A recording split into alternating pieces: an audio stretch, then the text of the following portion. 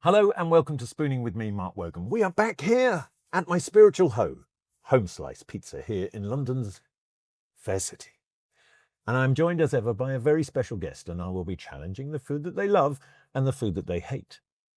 But of course, as ever, we will be blindfolding that guest. But who is today's special guest? Well, he is a British rock musician. I know, there hasn't been one of those for a while.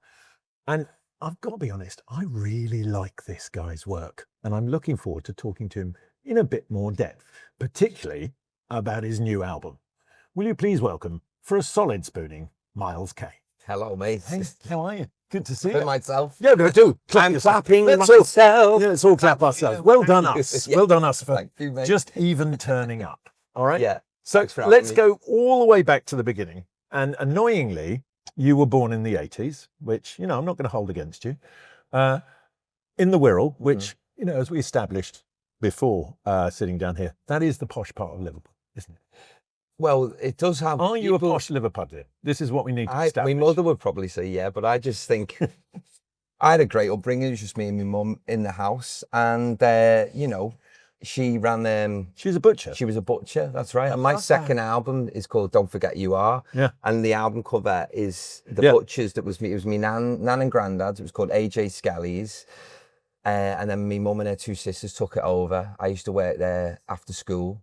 So you were brought up around good ingredients Yeah, good food. yeah, you know, there was always the bacon, the sausages, you know, from the butchers, and it's Well, like I mean, that. you reference egg and bacon in the new album. Correct, Yeah. and I think subconsciously, I think it's slightly got a sort of slightly sexual reference to it, but I mean, you know, covered in grease. Anyway, yeah. we'll get to that. No, but there is stuff like that, and even where I live now, I make a point to go to my little local butchers because it kind of reminds me of.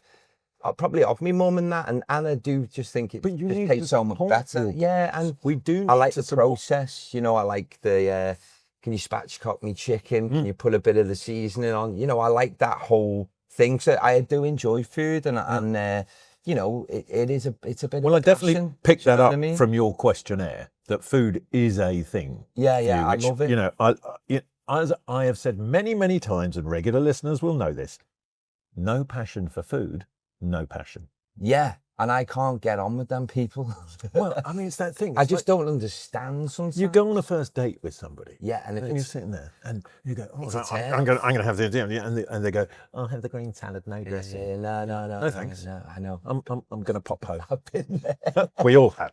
We all have. Look, you know, as we know, you are still in the arduous selection process of finding the perfect partner for Kane. Yeah. But, you know, I've been doing it a little longer. Mhm. And I think it is that thing of, you know, we both love to sit down and eat. Yeah, and I find that attractive. And we do especially that in a woman. every if we are in the house You have together. that with your partner. Yeah. Susan and I, we sit down at a table and we eat every night. Yeah, and it's There's great no- to share and taste in the thing and be like, have a bit of that, have a bit of this. It's important to me. She does have a weird thing though, my wife, because she has things that she loves. Like she not that you'd know it to look at her, but she loves a potato, Yeah. right?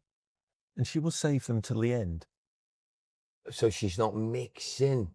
which So- I find strange. Yeah. You know? And But you then- can't win them all. No. Well, at least she's having the No, potato. no, Imagine if she wasn't. But the other thing as well is you will sit there going, because I eat like, you know, like it's my last meal, like something's on I'm fire. like Emily the Eighth. Yeah. And I'm then hanging over her plate. Yes, I am going to finish that. Yeah. Why are you leaving them?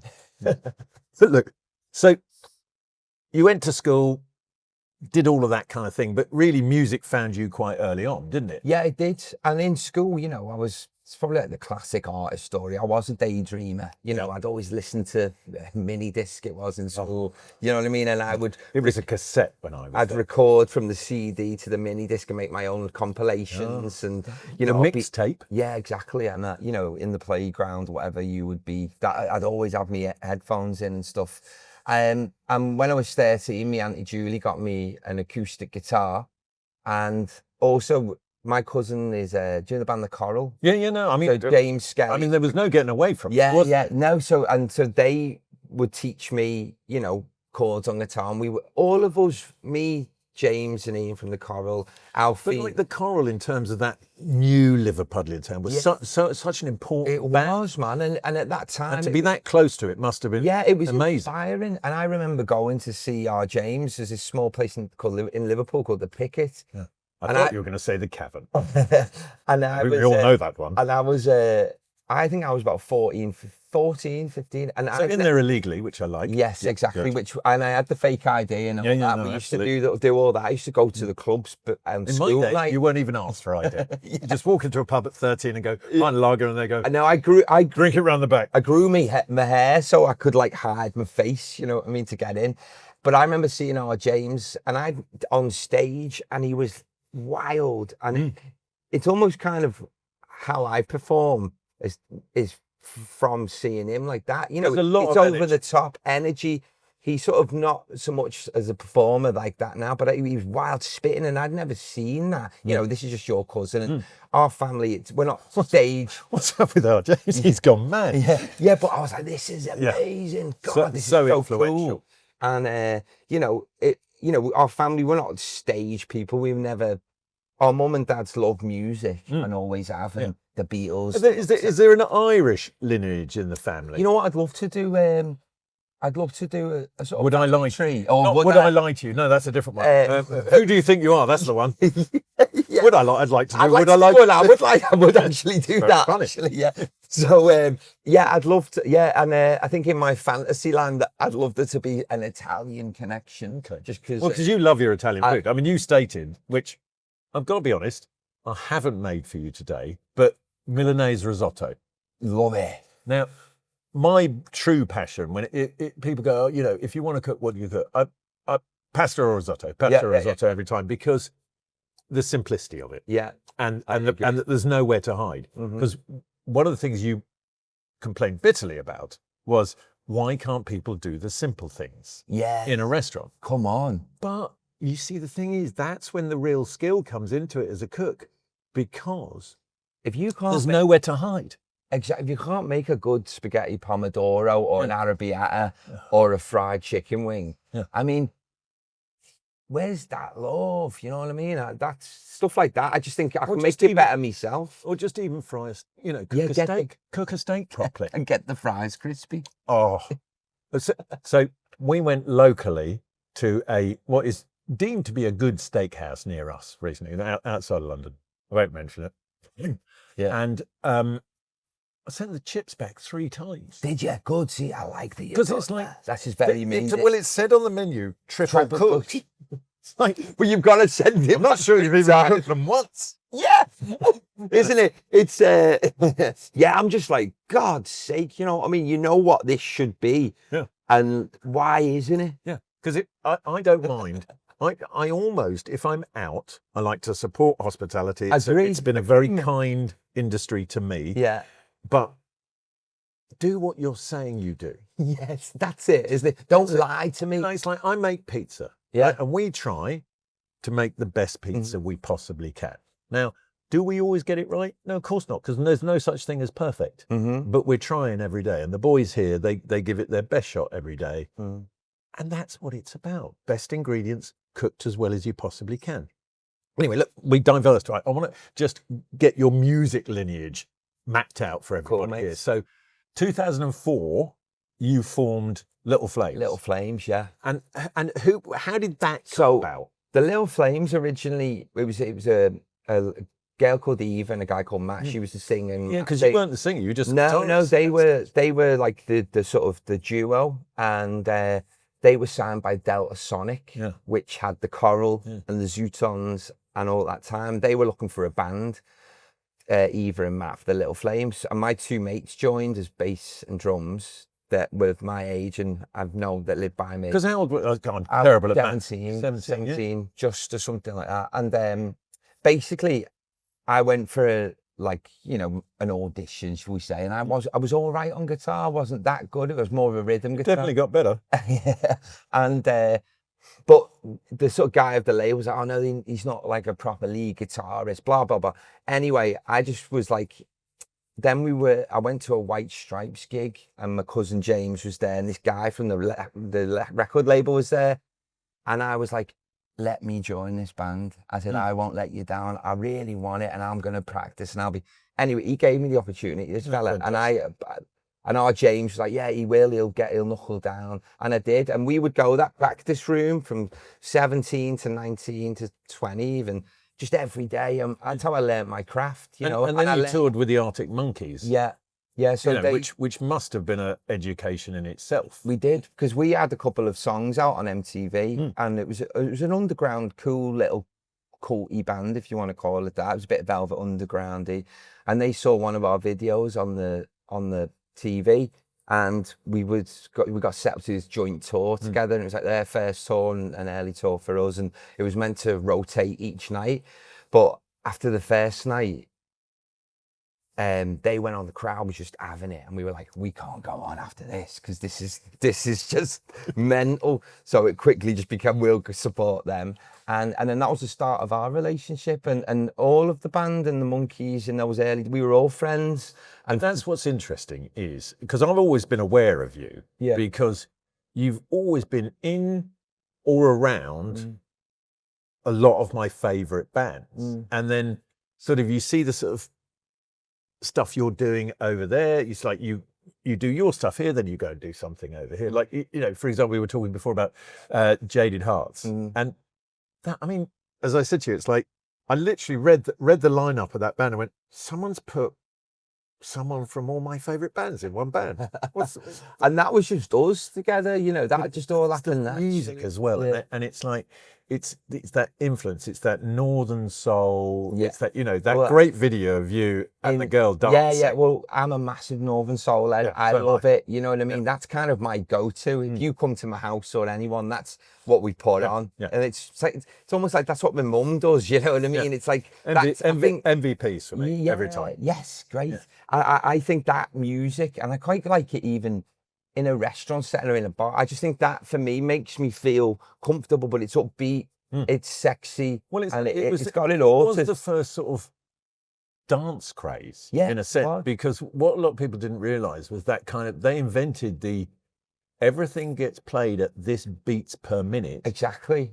So which was a precursor to house music. So all them northern soul, you know, it's all that, you don't have to beat match it, shall we say, because it's kind of all at that pumping level. I love it. And I love it as well, I'm a big, it's fantastic. Big so look, you were in Little Flames, you then joined the Rascals. That's when you became a vocalist. Yeah, because in the Little Flames I was doing backing vocals, but I didn't have the confidence, but I liked how it felt being at the mic. And I think some people have said to me, you should be a frontman, because I think I was posing behind the mic. I mean, you're a man who likes to appear. Yeah, let's be honest. Yeah, I mean, for those who aren't watching this in glorious Technicolor on YouTube, you know, we are what certain people would describe as slightly obsessive about our appearance. Yeah. Would you say? I'm a crazy obsessive. Yeah.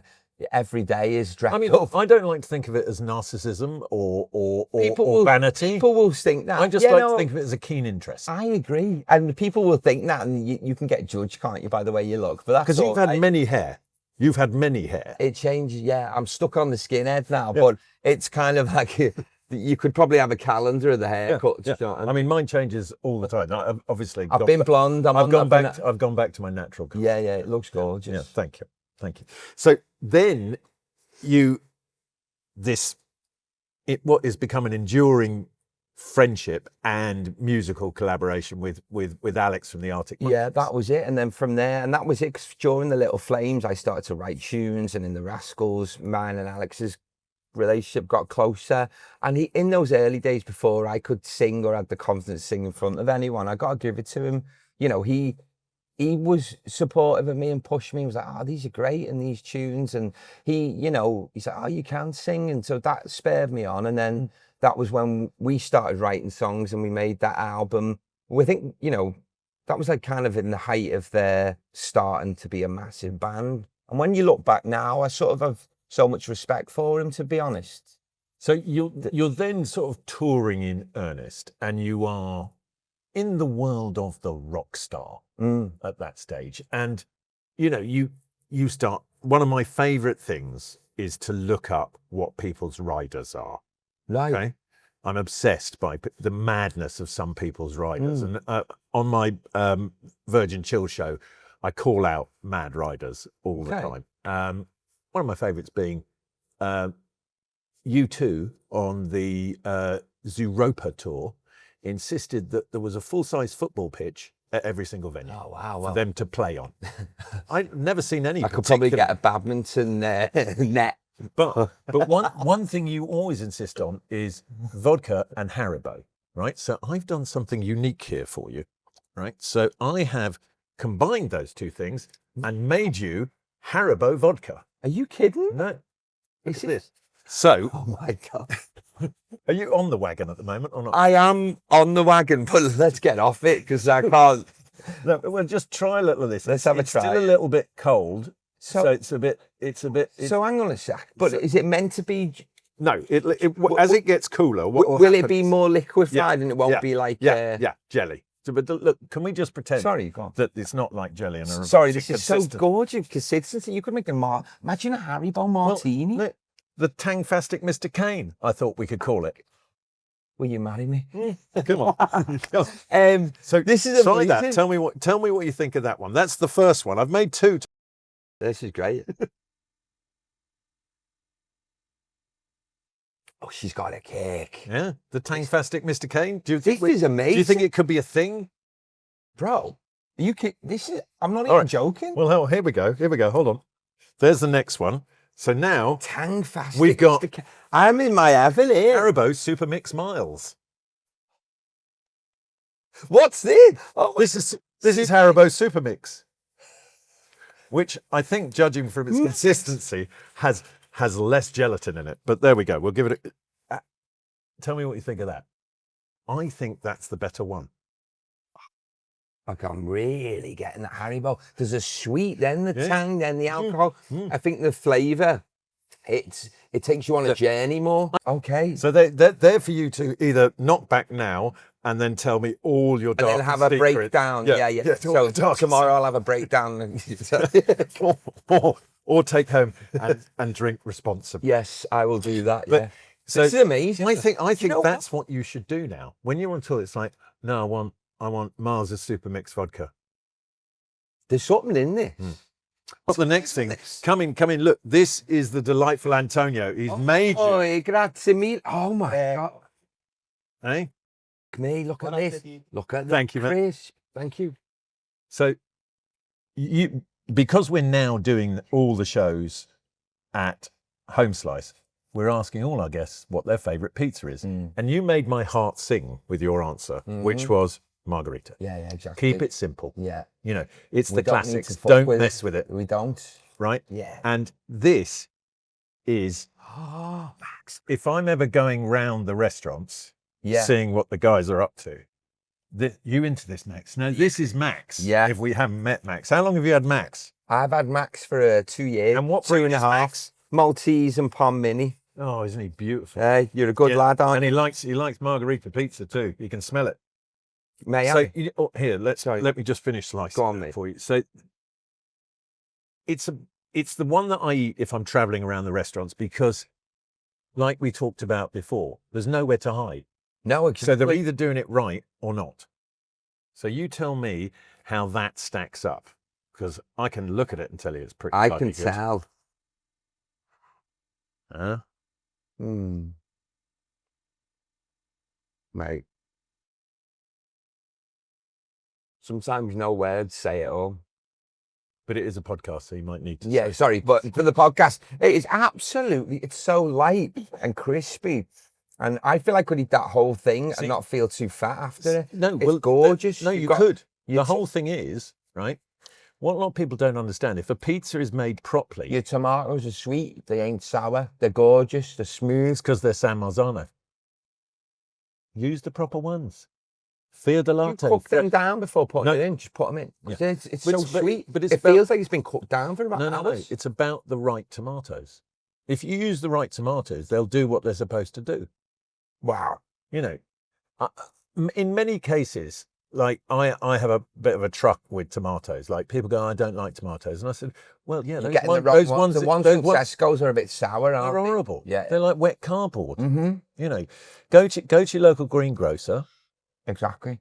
You know, and then if they're not very good, what you can do is take them home, cut them in half, sprinkle a little salt. Oven. No, just sprinkle a little salt, little olive oil, and a little pinch of sugar, and put them in the fridge for a couple of hours, and then have them. Sweet. And they're delicious. God, mate. That'll put a bit of life into a horrible tomato. That will. But anyway, This is good. see, Funny. because it is about, as we were talking before, simplicity is everything. Sometimes, you know, Probably nowhere to hide. Probably bleeds into music as well sometimes. Yeah, sometimes. Well, You're that's the interesting thing. It's like when I listen to your music, it's so varied and different.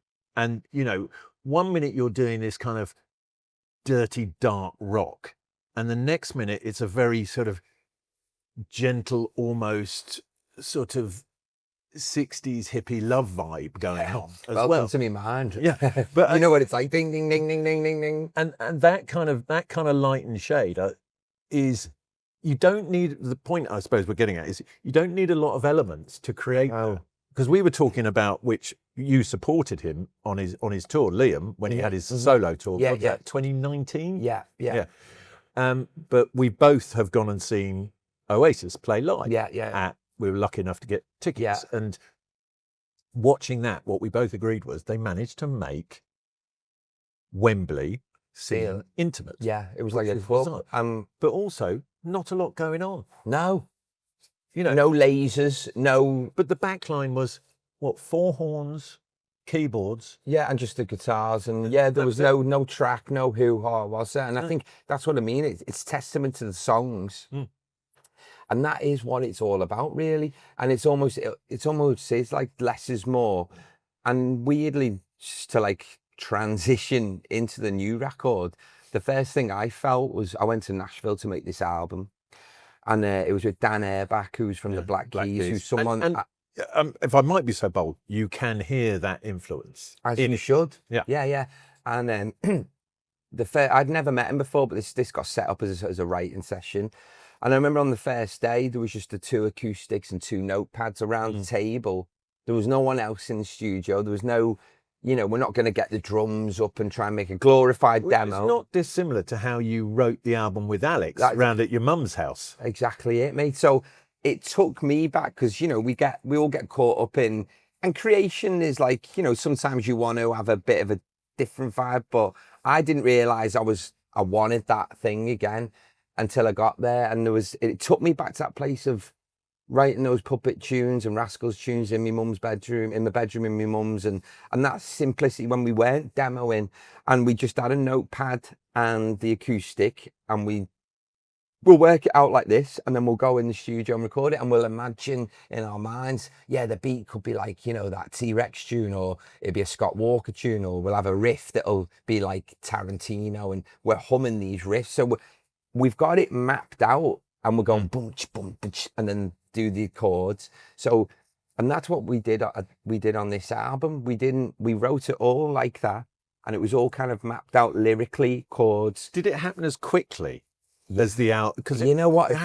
Because the album you did with Alex, the first Puppets album, was quick. It was 2 weeks or something. Yeah. Well, the writing of that was probably we were doing it quick then, and we went to, when we did the first Puppets one, we went to France to do it, and I think it was kind of, I think his label and, well, we have the same management and that. I think it was, they were kind of like, I'll let them have a bit of a, they don't think they expected us to come back with an album or for it to be as good. And so I think it was kind of like, just let them go and have some fun for 2 weeks. But we come back with an album that was really cool and good. And everyone was like, wow, actually we will put this out. And it still is. Yeah, it's kind of. But it's lovely to watch your progression. And, you know, I don't want to be patronizing, but you grow in maturity as a musician, and in life as well, mate. Yeah. But this album has a kind of depth and a kind of almost like sort of roller coaster element to it, where you're kind of like, and I like the order of it works. Yes, that was another. You know, Thank it's, you. it's Yeah, something that everybody gets wrong. yeah. I mean, the first album that I ever noticed, the order was Because it's a hard thing to do. was Dark Side of the Moon. Yeah. Right? And as a kid, you go, oh, yeah, no, they've weaved that together. And then other albums that stuck out, like Radiohead, The Bends, is a brilliantly ordered album. Well, all of Radiohead's albums are brilliantly ordered, but this is a brilliantly Thank ordered you. Yeah. album. No, there was a lot of that. There was care on that as well. But this whole process was on it, and there was a lot of instinct. And I think doing how we made it, we wrote it all, then we got this amazing band together, and we did record it live again. In this day and age, it's quite an old school thing, and I was doing the vocals live as well. And there's these beautiful mistakes you can hear on the album where I'm counting the band in and I'm going riff, or I'm counting, or the moments of doubt at the end of the recording. Yeah. I'm like, is that all right? So, you know, but we, just is that all right? Yeah. Just like, you know, like, yeah.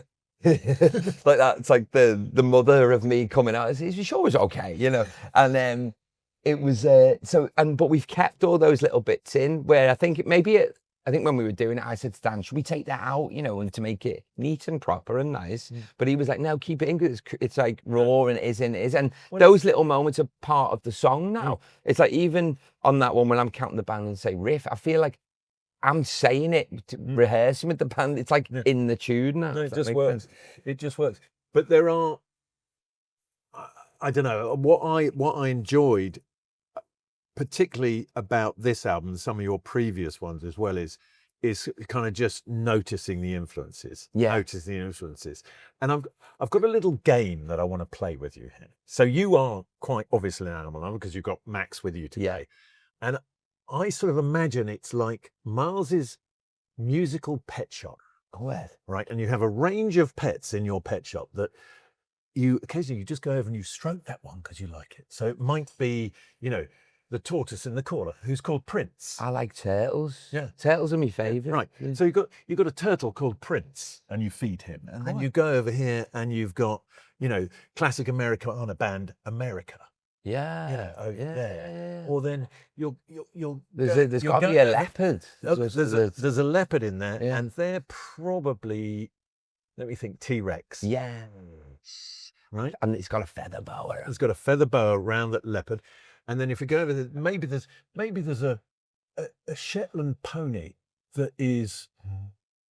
Who else was I seeing in your pet shop? Like, definitely the Beatles. Particularly, it might be kind of there's two Shetland ponies. One's called the Beatles, and the other one's called Sergeant Pepper. In particular, it's an album. Yes, because I think, you know, as a musician, and when I talk to a lot of musicians. Like when the Beatles did Sergeant Pepper, it was absolutely mental. Yeah. They did an album like that. But then how many other musicians it influenced in that thing? And you can hear it on kind of some of the vocals that you do. Yeah. But then also, as we were talking before, you've got a sort of litter of cats over here that are various sort of Northern Soul artists, like the MVPs or Mr. T's, or, you know, or any of those things over right, the biog. But it is Miles's musical pet But shop. that is, and I think everything you just put don't big smoke the animals. I mean, everything you said there, you've just summed up my career basically in a pet store. But I think it is that thing of like, in the same way that you've ordered the album, what you've done is pluck those. You've got a bulldog as well called Lou Reed. Yes. Yeah. But you've ordered those influences in a way in your music that kind of warm people in a sense, because like, even, you know, with the new single, it's got a whole sort of John Barry thing going. Yeah. It's like, you know, it's, you know, that kind of orchestral stuff that you're going. Yeah. It is, because I love all that. I love the Scott Walker stuff, and I love that cinematic side, and it's almost, you know, that dramatic. In my mind, I see, you know, like the Ennio Morricone. I'm seeing the Clint Eastwood.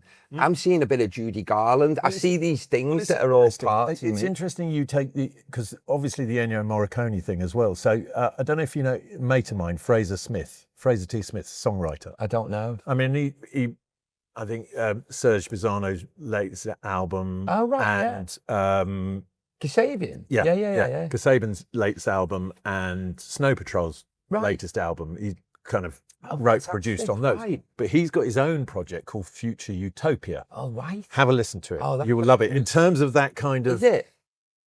all that kind of, it's sort of like, he wrote it in lockdown. I was like, were you watching a lot of old westerns when we watched That this? sounds right up my alley, No, mate. you'd love it. Is it? Yeah, because there's certain bits when I'm listening to yours. Yeah. And his album, of which he brought out last year, was kind of is the mental soundtrack to last summer for me.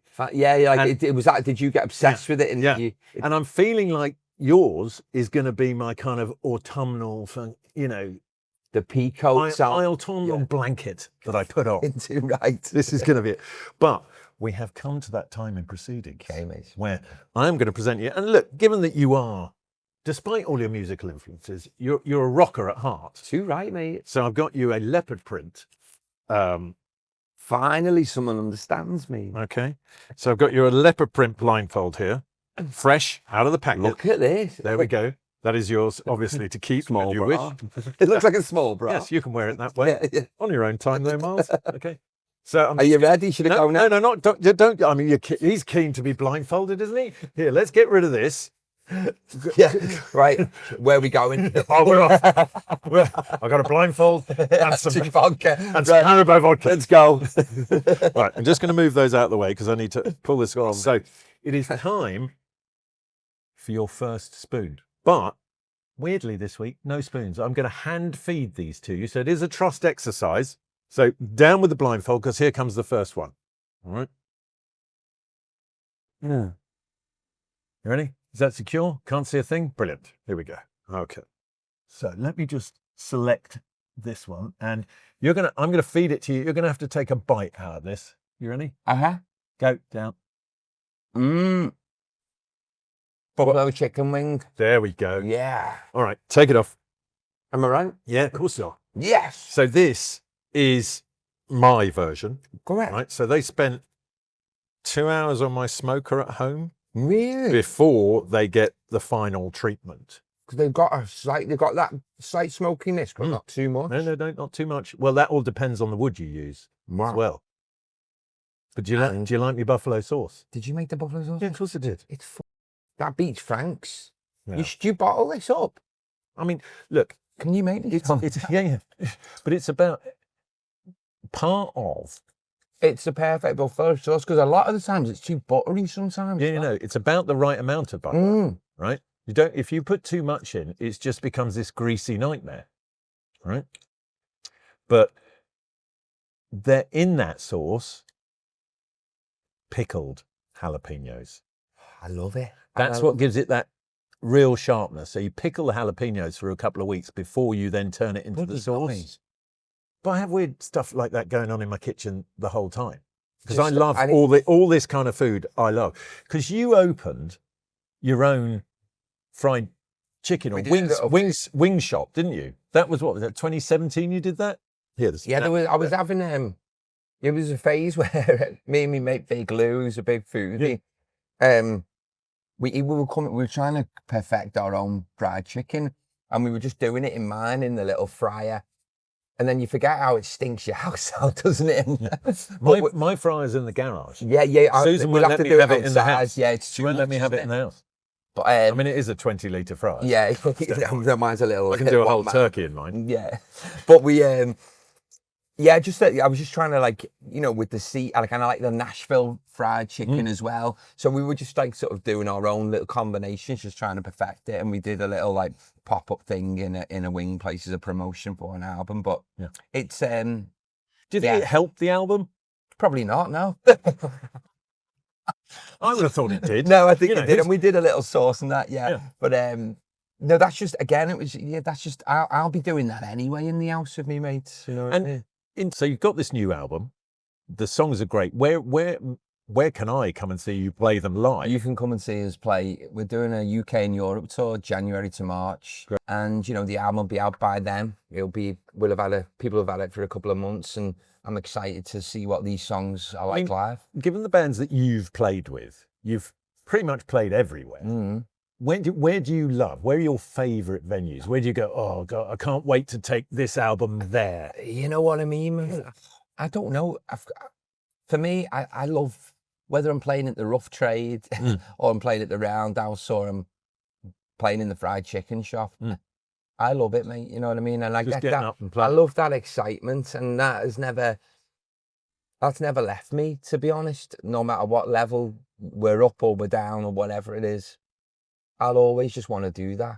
But interestingly, right, you can really play. Like you talked about, I was, you know, when you joined Little Flames, it's like I was all right rhythm guitarist in it, but you can play. You've sort of developed into the kind of guitarist that, you know, those kids will stand in front and watch what you're doing with your fingers.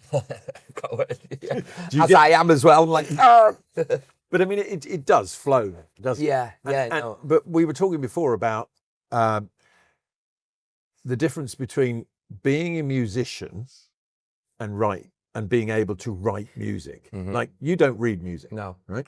And the list of songwriting greats that don't read music. If you've got sheet music out, no, I'd be confused. But I think it just all comes from your mind, and I'll get my song and then I'm hearing the riffs or the harmonies, and I'll have to hum it. Ding, no, no, no. I'll do that, and then I'll find it on the guitar. But like Noel, it's quite long-winded, but Noel Gallagher's is, you know, sometimes a song just drops out of nowhere. It just lands, and you hear it almost complete. Does that happen to you as a songwriter? Still waiting for that, like. Still waiting for that fantasy story that I keep hearing. But no, sometimes there's little moments, and it's almost like you're on the sofa watching, you know, TV. And even the other night, I was just watching like Alan Partridge, and you just, you know, you've had a load of Haribo, you're chilling, you're in your trackie, and you pick the guitar up, and these little magical things do happen out of those kind of moments that you're not sat down to, like, right, let's get in the studio, Is there a new song called Aha? Aha, Vodka. Yeah. No, we're going with Super Mix. Miles Super Mix Miles, I think is the one. Now you have some favourite restaurants, one of which we share, which is Bruto. I went night before last, actually, as well. Great. Do you love it? I like the simplicity. Well, it was started by a dear friend of mine, Russell. Yeah. Who I've known for years and years and years, and very sadly left us. But what a great restaurant. Because again, simple. The penne alla vodka in there is fantastic. Yeah. The steaks off the board, crispy potatoes. You know, it's simple, mate. It's really simple. Keep it simple. But I just like, and I like the vibe in there, like the music. I feel like I'm in Goodfellas. You know what I mean? No, but it's got that feel of it. It's like, you know, Paulie could come in at any moment and pop a cap in your ass. And, you know, I dress like I think that Scorsese's filming every day, mate. So it is very Scorsese today, isn't it? Yeah. I mean, I like that. It matches me aesthetic. Yeah. Now, I've got to ask you to put your blindfold back on, right? Because I've got another thing for you. Go with me. Here we go. This is incoming. It's another one where I'm feeding you. I love it. So here we go. You like this too. Max likes the smell of this. Is this something I don't like? Well, I don't know. We'll have to see. But open wide. Go ahead, mate. Here we go. How do you feel about that? What have we got there? Flavours, textures? Okay. I'm getting... It's quite a nice... It's like I'm getting a mackerel. Is it a mackerel? Close. It's like an anchovy. Yes. Yeah. Yeah. Anchovy, but you put on like... It's got a slight little beer batter on it or something. Or it's almost... I'm getting a sweet thing. There's a honey glazed brush. Very good. Take it off. So what I've done there, deep fried smoked anchovies in tempura batter. Wasn't far off. With just drizzled with acacia honey. Wow. Now that means, because you I said, like it. I know. Yeah, you don't like anything too fishy. Is there anything more fishy than an anchovy? Well, you've made it nice. You see, therefore proving my point. There's no such thing as a bad ingredient. Perfect. You've got to be you've got to just open it up a bit. Exactly. Like if I could have got hold of some sea urchin for you, I would have done. Could you made me like it? Yeah. See, that's yes, it. I think I could have done. Well, I think I could have done. Okay. Because, like the Japanese do a fantastic sea urchin in just really soft scrambled egg. Oh, It's delicious. that's So interesting. it's almost like a seasoning, if you see what I mean. Okay. And that's how I like to use anchovy as well. So Mhm. you get one of those smoked anchovies, wrap it round a slither of garlic and stick that in your leg of lamb and roast it.